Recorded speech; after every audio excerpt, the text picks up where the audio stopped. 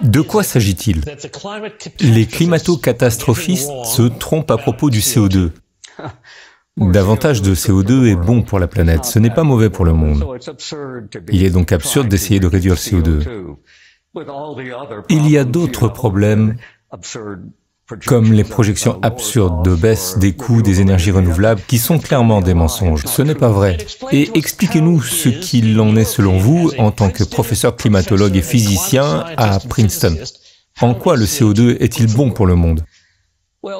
Eh bien, tout d'abord, si vous regardez l'histoire géologique, et vous avez beaucoup de bons géologues ici en Australie qui ont fait cette remarque à maintes reprises, nous sommes dans une pénurie de CO2 par rapport à ce qui est normal pour les plantes et à peu près n'importe quelle plante.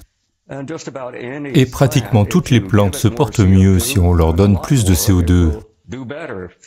Dans mon pays, la plupart des serres utilisent le double ou le triple de la quantité de CO2 et doivent payer pour cela.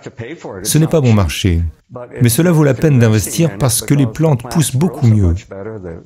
La qualité des fleurs et des fruits est bien meilleure. Et la situation est encore meilleure en dehors des serres, parce qu'en plus des avantages que vous obtenez dans une serre où vous avez beaucoup d'eau, vous obtenez une résistance à la sécheresse. C'est particulièrement important en Australie où de vastes zones sont très arides. Et si vous regardez l'Australie depuis un satellite, c'est un exemple de verdissement pour le monde entier, en particulier pour l'Australie occidentale. Il est donc incroyable qu'ils aient réussi à transformer ce gaz bénéfique, qui fait partie de la vie, en une menace. Il parle de la pollution par le carbone. Je ne conçois même pas qu'il puisse dire cela. Nous sommes faits de carbone.